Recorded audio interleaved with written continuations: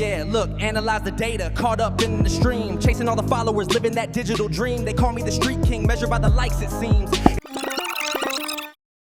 You know that moment when you open Instagram and bam, you're hit with a friend's face faster than your brain can even form a coherent thought. Like scroll 1, breakfast selfie with eggs looking more photogenic than you on your best day. Scroll 2, gym mirror flex, where they're basically auditioning for the next Marvel movie. Scroll 3, their dog doing something adorable, like existing. Scroll 4, engagement ring blinding you from space. Scroll 5, another dog, because apparently one furry sidekick isn't enough to conquer the algorithm. And then, you dare to peek at your own profile. It's like a digital ghost town, a museum of nothing, curated by a sloth on vacation. No selfies, unless you count that accidental thumb pic from 2017. No, this is me proof of life posts. Heck, your profile picture might as well be a stock image of a potato, because at least that has some personality.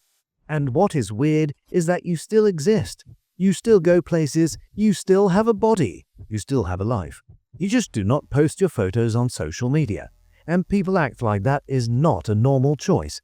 They act like it is a symptom. So let's just sit in that for a second. Because there is almost always a hidden psychology behind not posting yourself. And it is rarely the one everyone assumes. One type is the curator. This person does not avoid photos because they hate themselves. They avoid photos because the photo has to represent a whole identity. And the identity has to be consistent. And the lighting has to be fair. And the vibe has to be correct. It is like every post is an application to be accepted into your own life. Exhausting, honestly. You see it when they do something genuinely fun. A concert, a friend's wedding, a weekend trip. They take pictures, they even look good in them, but then they get home and the photos feel wrong. Not ugly, just wrong. The angle is not them. The smile looks too eager. The outfit looks like they tried, and trying is illegal on the internet, unless you're pretending you did not try. So they tell themselves they will post later. When they have the right one, when they are a little leaner, when their skin is clearer, when they feel more like the version they are supposed to be. It sounds like self-improvement. It even borrows language from personal development, like I'm just working on myself right now. But under it, the mindset is not growth mindset. It is, I cannot be seen until I am finished. And the funny part is, they never feel finished. Their feed stays blank. Their camera roll stays full. Their motivation stays trapped behind a fantasy standard that keeps moving. Then there is the witness. This is the person who uses social media like a window, not a stage. They are not hiding. They are observing. They scroll like it is a documentary about people they almost know. They keep up. They react. They send you a meme at 1:15 like it is a love language, but they do not upload their own face. Their mindset is, I do not want to be part of the show. Not because they are better than it. They just do not like the feeling of being perceived by a crowd they cannot see. They do not want the comments. They do not want the silent math of likes. They do not want someone they have not spoken to since high school's dooming in on their background like it is a crime scene.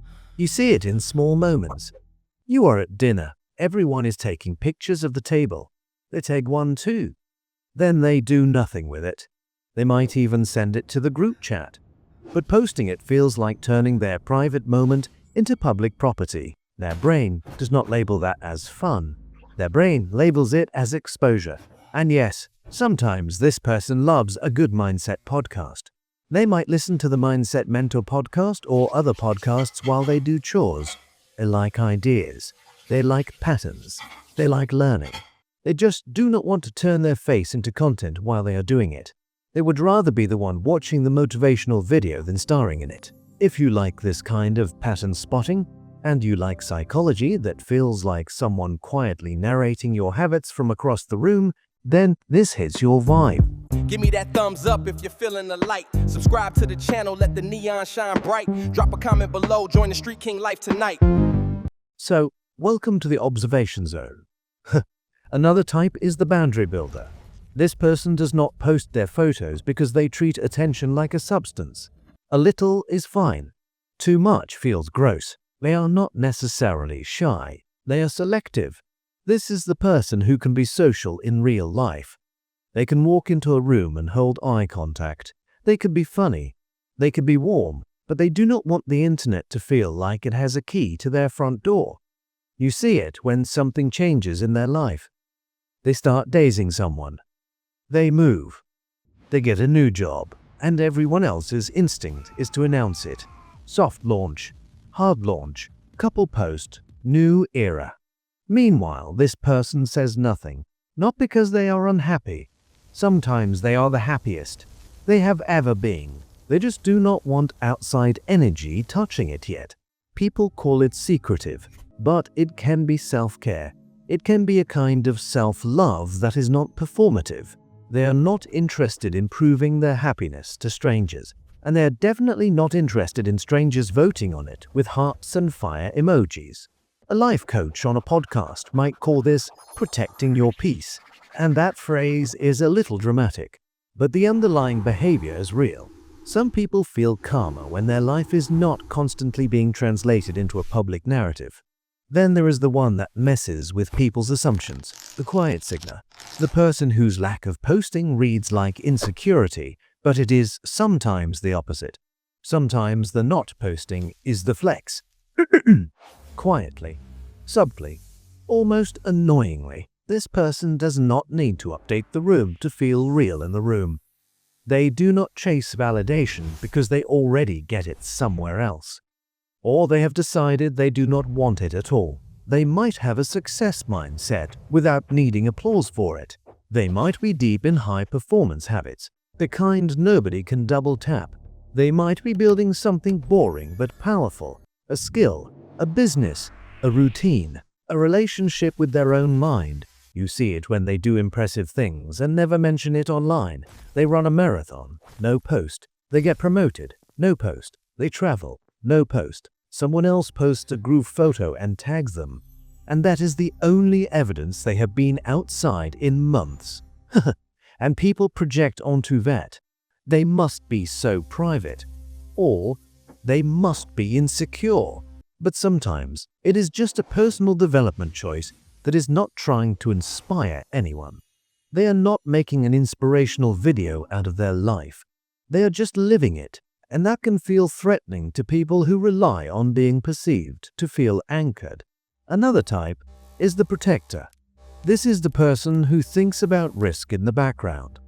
They think about data. They think about facial recognition. They think about their job. They think about their family. They think about the fact that social media is not just social, it is storage. They are not being paranoid. They are being literal. They know screenshots exist. They know context collapses. They know a photo can travel farther than your intention. They might have had one weird experience already. A stranger in their DMs. A coworker making a comment that felt too detailed. An ex who watched their story too fast. And after that, their brain goes, okay, we are done feeding the machine. This person might still post other things, a sunset, a book, a quote, a dog again, because dogs are the safest public figure. But their face stays offline. They do not want to become searchable. They do not want to be easy to map. And it is interesting because from the outside, it can look like low confidence. But from the inside, it can be positive psychology in a weird form. Not positive thinking like everything is great. More like, I would like my nervous system to stay unbothered. The goal is not popularity. The goal is fewer problems. Then, there is the reinventor. This one is subtle. This person does not post photos because they are in an in-between identity. They do not want to freeze a version of themselves that they are actively outgrowing.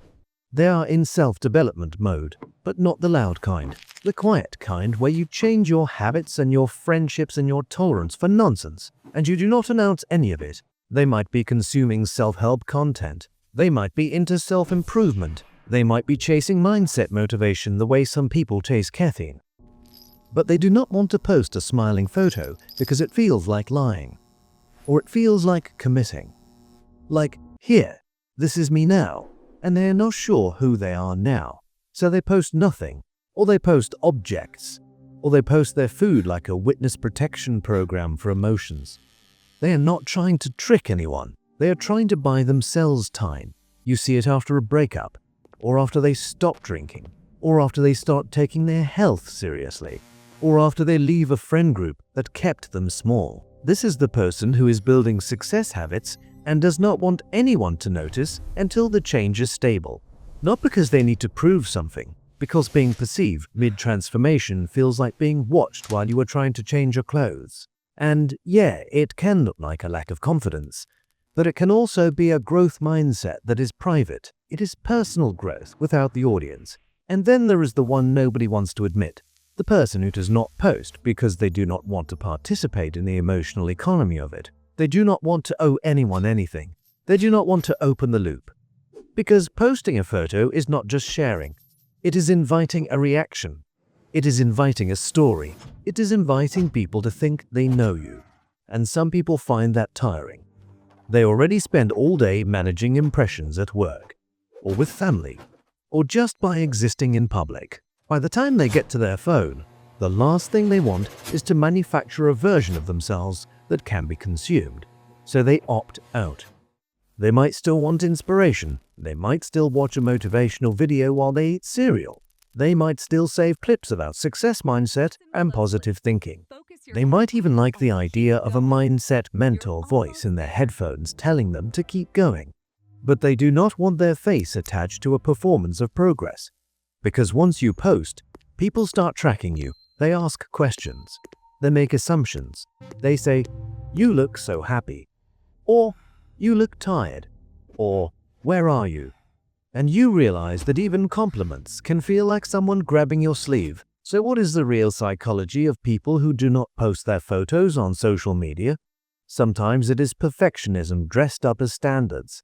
Sometimes it is observation instead of exhibition. Sometimes it is boundaries that look like distance. Sometimes it is quiet confidence that gets misread as insecurity. Sometimes it is protection. Sometimes it is reinvention. Sometimes it is just not wanting to be part of the loop. And the uncomfortable part is, you probably recognized yourself in more than one. So let me leave you with a few questions that sit there for a while. When you imagine posting a photo of yourself, what part feels heavy? Is it the photo? Or is it the reaction you can already predict? Do you avoid posting because you do not want to be seen? Or because you do not want to be judged? Or because you do not want to be owned by other people's opinions? And if you have been telling yourself it is just not your thing, is that true? Or is that the cleanest explanation for something you do not want to name? Which one was you? And which one do you pretend you are?